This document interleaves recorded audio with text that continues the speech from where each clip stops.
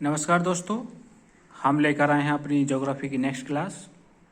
Last class में हम पृथ्वी पर जो आने वाले संचलन है, भू संचलन कहते हैं जिसे, उसके बारे में बताए थे। और उसमें ही एक टॉपिक है विवर्तनिक संचलन। ठीक है दोस्तों, विवर्तिक संचलन। ठीक है, तो ये क्या है, ये किस आधार, कौन से बल का उदाहरण है? अंतर्जात बल का उदाहरण है। ठीक है, विवर्तनिक संचलन अंतर्जात बल। तो बल की दिशा के आधार पर जो विवर्तनिक संचलन है वो भी दो प्रकार का होता है। ऊर्ध्वाधर संचलन मतलब ऊपर नीचे। ठीक है, तो जैसे कि पर्वत का निर्माण होता है, ऊर्ध्वाधर संचलन ऊपर नीचे, और क्षैतिज संचलन। ठीक है, क्षैतिज संचलन भी होता है। ठीक है, तो ऊर्ध्वाधर संचलन को क्या कहते हैं? महादेश जनक संचलन। क्या कहते हैं दोस्तों? महादेश जनक संचलन। ऊर्ध्वाधर संचलन को महादेश जनक संचलन। और क्षैतिज संचलन को क्या कहते हैं हम? पर्वत निर्माणकारी संचलन, ओरोगेनिक मूवमेंट। ओरोजेनिक या ओरोगेनिक मूवमेंट, पर्वत निर्माणकारी संचलन। ठीक है दोस्तों, अब आते हैं महादेश जनक संचलन में क्या क्या आता है। तो उत्थान, ठीक है, या निर्गमन। ठीक है, पृथ्वी की जो समतल सतह है उससे ऊपर उठना क्या कहलाता है? उत्थान। ठीक है, पृथ्वी की सतह से ऊपर उठना क्या कहलाता है? उत्थान। ठीक है, पृथ्वी सतह पर अपलिफ्टमेंट। ठीक है, और निर्गमन, निर्गमन कहते हैं समुद्र में होता है। ठीक है, निर्गमन का मतलब है समुद्र में उठान। ठीक है, समुद्र में उठान। कोई जैसे कोई टीला वगैरह समुद्र में ऊपर आ गया है, समुद्री जल की जो सतह है वो ऊपर दिखने लगा है, तो उसे कहते हैं निर्गमन, समुद्र में उत्थान। ठीक है, और अवतलन जो कहते हैं, ये अवतलन, अवतलन क्या है? ये सबसीडेंस कहते हैं। सबसी, SUBSIDENCE, सबसीडेंस। ये क्या है? पृथ्वी की सतह पर होता है। पृथ्वी की सतह पर ये अवतलन होता है, जो मतलब नीचे को धंस जाना, जमीन का नीचे को धंस जाना, उसे कहते हैं अवतलन। ठीक है, और निमज्जन, निमज्जन समुद्र में होता है, इसे कहते हैं सबमर्जेंस। ठीक है, कोई समुद्री टीला है वो ऊपर दिखाई दे रहा था, निर्गमन हुआ था, लेकिन कुछ समय बाद वो डूब गया।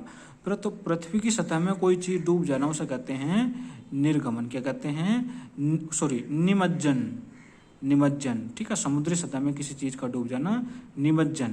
तो क्या कहते हैं? सबमर्ज। ठीक है दोस्तों, तो ये उत्थान या निर्गमन, अवतलन या निमज्जन किससे संबंधित है? महादेश जनक संचलन से, अर्थात विवर्तनिकी संचलन में ऊर्ध्वाधर संचलन से, अर्थात अंतर्जात बल से, मतलब आंतरिक बल से। ठीक है, अर्थात भू संचलन से संबंधित है। ठीक है दोस्तों, अब आते हैं हम क्षैतिज संचलन में।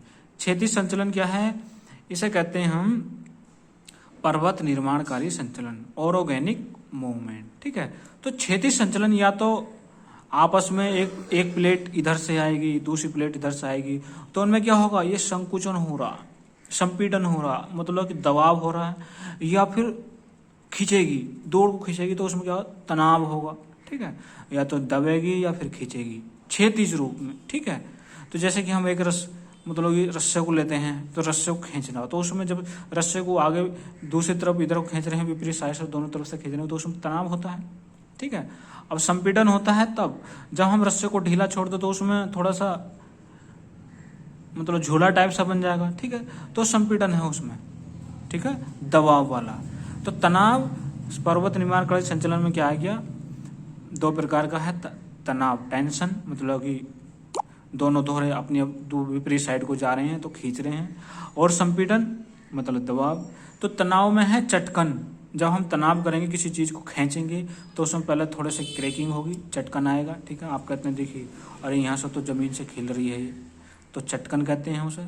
फिर दरार, थोड़ी बड़ी दरार पड़ जाए, उसमें फ्रैक्चर कहते हैं। जैसे कि चटकन होता है 2-2, 3-3 सेंटीमीटर चौड़ा, और दरार हो जाए 1-1 फीट चौड़े, तो उसे कहते हैं दरार। ठीक है, और भ्रंशन जैसे कि हो जाए कई मीटर चौड़ा, तो उसे कहते हैं जो तनाव, मतलब जो दरार है बहुत चौड़ी हो जाए, 2-2, 3-3 मीटर या कई किलोमीटर लंबी चौड़ी भी हो सकती है, तो उसे कहते हैं भ्रंशन, फॉल्टिंग।